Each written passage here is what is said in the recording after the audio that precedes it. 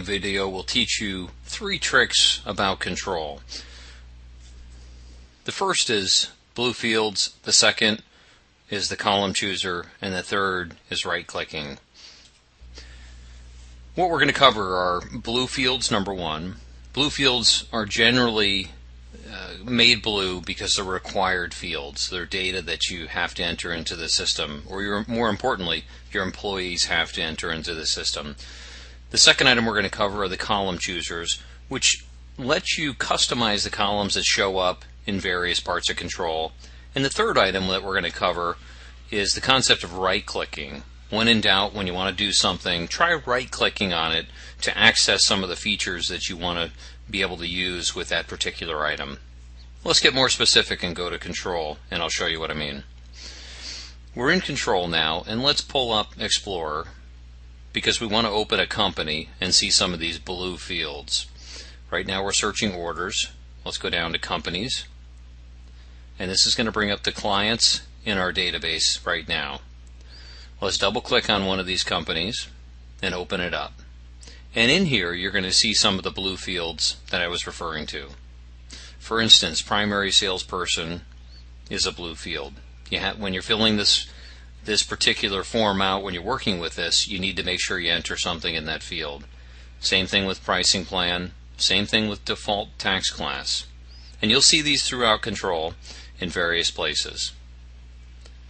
Let's go ahead and close this particular landlord properties company record.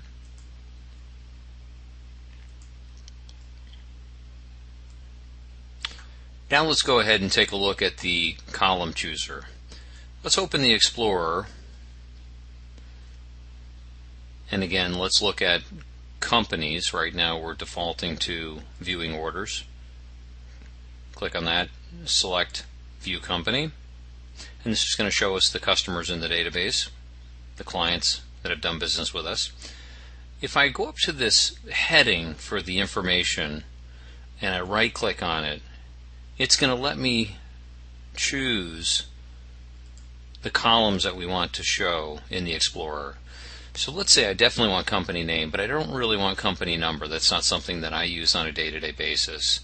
However, I do want the person's address. I do want the person's city and state. Let's say email address is not important to me here because perhaps I'm not going to use it from this screen. Secondary number is not important. Status and primary contact are.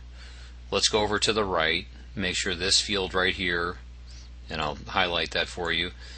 Let's make sure that the Save Changes field is checked. When we click on OK, you're going to see the columns in this particular view change.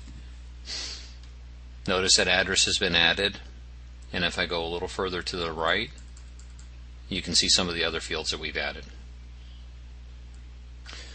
Okay, for the third feature we're going to review in this training video, it's right-clicking. Let's go to Landlord Properties, and let's say Landlord Properties wanted to place an order with you, and you happen to be in this screen. There's Landlord Properties. Let's right-click on them, and that brings up a small menu. If we go down to Create, and then Create Estimate or Order, we can go directly to creating an order for Landlord Properties, your client. Let's click on Create an Order, and that's going to bring up the order entry form. In this case, you can see it's preloaded Landlord Properties into this particular order that we're starting. And I won't go any farther because that gives you the essence of the power of the right-clicking.